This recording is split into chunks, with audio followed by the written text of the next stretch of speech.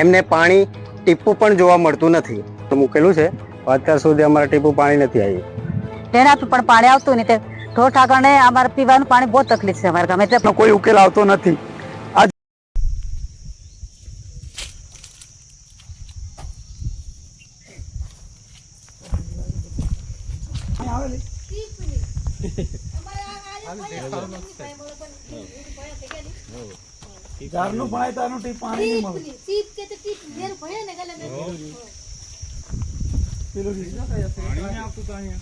બિલકુલ જ નહીં, ટીપ પાણી નહીં મળે. કોતળે લેવા જઈએ કોતળો એમને કઈ દેખાડી.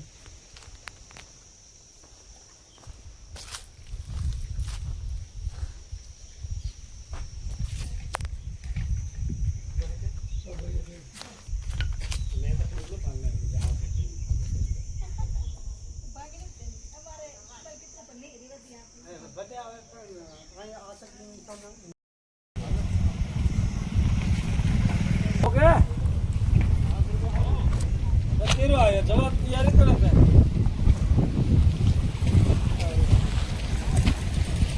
મંદિરે આવે તો નિયમ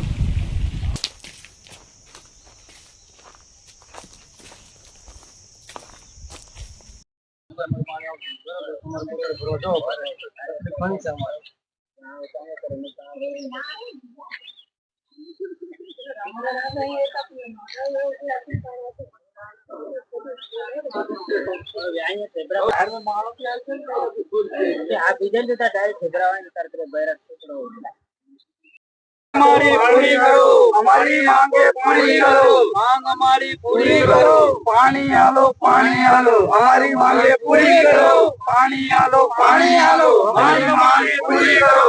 गाम નું નામ બોલો. નવાલજા ગામ પાણી આપો, નવાલજા ગામમાં પાણી આપો. કયું પડ્યું?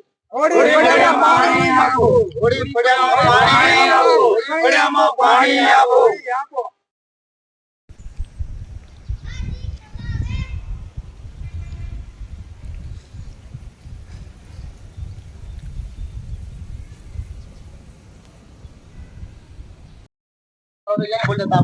તમને અમદાની પડે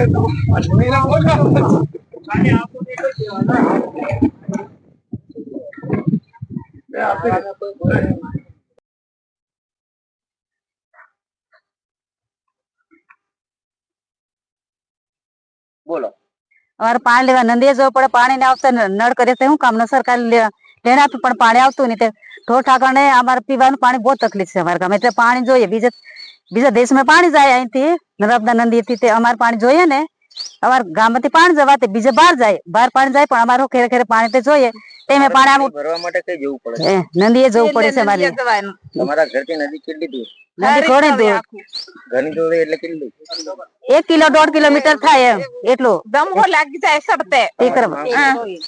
અમારે ટેકરો ખણ ચડવાનું, ઉતરતે પાછું 2 3 4 5 આટો દમ ખાય તે પાણી લઈને આવે એમ. છોરાને હાલવાનું. માંગ શું છે? અમારે પાણી જોઈએ ખેરે ખેરે ચકલી ઉતરો. મારું નામ વિક્રમભાઈ છે, ગામ નવાલજા ને હોડી ફળિયું.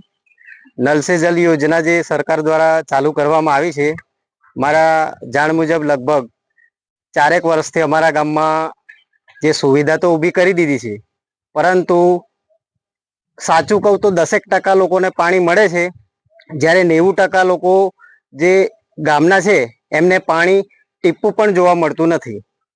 તો અમારા સર્વે ગ્રામજનોની એવી માંગ છે કે મળે તો બધાને મળે.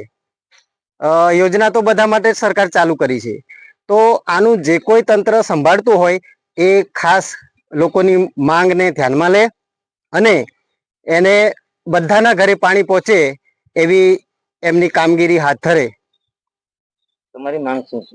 અમારી માંગ એટલી જ છે કે સૌને પાણી મળે. પેલા 10% ને મળે ને 90% તરસ્યા રહે એ યોગ્ય નથી. શું નામ? રાઠવા હિન્દુભાઈ, નવાલજા. અમારે 3 થી 4 વર્ષથી આ નલ સે જલ યોજનાનું આ ખાલી આ નળ મૂકેલું છે, અત્યાર સુધી અમારે ટીપું પાણી નથી આવ્યું. તો એના માટે અમે આજે એને રજૂઆત કરવા છતાં બી આનું કોઈ નિરાકરણ આવેલું નથી અત્યાર સુધી. કેટલા સમયથી? 3 થી 4 વર્ષ થઈ ગયા. એના માટે રજૂઆત તમે સરપંચને કે કલેક્ટરને કરી? હા, ઘણી વાર કીધું પણ એનો કોઈ જવાબ નહીં મળ્યો, એટલા માટે આજે અમે આ રીતના શબ્દ કરીએ. અને લેડીસો છે એ બધી પાણી ભરવા અડધો કિલોમીટર જાય છે દૂર, આ નંદીમાં, નંદી બાજુ જાય એવું છે. તમારી માંગ છે અમારે આ ચાલુ કરે, કાં તો એને આમાં છે ને કદાચ લેવલ નહીં આવતો હોય તો બીજી લાઈન બીટ આપે, એવી અમારી માંગણી છે. રાઠવા હિન્દુભાઈ, નવાલજા. અમારે આજ રોજ નવાલજા ગામની અંદર જે નલ સે જલ યોજના, જે પાણી મળતું નથી અમારા લોકોને, વારંવાર સરકારશ્રીને રજૂઆત કરવા, તલાટીને રજૂઆત કરીએ છીએ, સરપંચશ્રીને રજૂઆત કરીએ છીએ, પણ આનો કોઈ ઉકેલ આવતો નથી.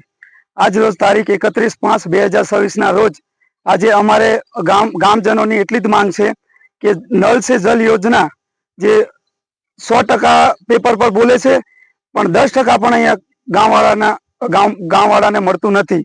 તો અમારી એક જ માંગ છે કે 100% જે પેપરની અંદર બોલે છે એવી રીતે અમારે પાણી પણ ખરેખર મળવું જોઈએ. અને આવનારા ટાઈમમાં જો આ સરકારશ્રીને કે ગામજનો બધા વતી સરકારશ્રીને અમે રજૂઆત કરી જ છે, છતાં બી આનો કોઈ ઉકેલ આવેલ નથી. તો અમારી હજુ એવી અમારી માંગ છે કે આના પર કાયદેસર પાણી ખરેખર મળવા જોઈએ. અને પાણી આવનારા ટાઈમમાં ના મળે તો અમે ઉગ્ર આંદોલન કરશું. જે હાપેશ્વર થી લઈને ઠેઠ દાહોદ ગોધરા સુધી પાણી જાય છે, તો અમારા નવાલજા ગામની અંદર કેમ મળતું નથી? અમારો એક જ એ છે કે અમારે જે લાઈનો ડાબીને અમારા તળિયાની નીચેથી એ પાણી લોકો દાહોદ સુધી પહોંચાડે છે. તો અમારા નવાલજા ગામની અંદર ખરેખર નળ સે જલ યોજના મૂકેલ છે અને એમાં સરકાર ફંડ આપેલો છે, તો અમને મળતું કેમ નથી? તો આવનારા ટાઈમમાં જો અમને પાણીની સવલત પૂરી ના પાડે નવાલજા ગામની અંદર, તો અમે બધા ગામજનો અને સરપંચી તલાટી સાહેબને અને બધાને આગળ લઈને સાંસદ સુધી બધા અમે આગળ જઈને અમે એક જ રજૂઆત કરશું કે અમને પાણી નહીં મળે તો અમે આ હાપેશ્વરથી જે દાહોદ ગોધરા સુધી જાય છે પાણી અમે જવા નહીં દઈએ, અને એનો અમે ઉગ્ર આંદોલન કરીશું. તમારી માંગ શું છે? અમારી માંગ એક જ છે કે અમારા નલ સે જલ યોજના અમને ખરડીક પાણી 100% પૂરું મળવા જોઈએ. શું નામ?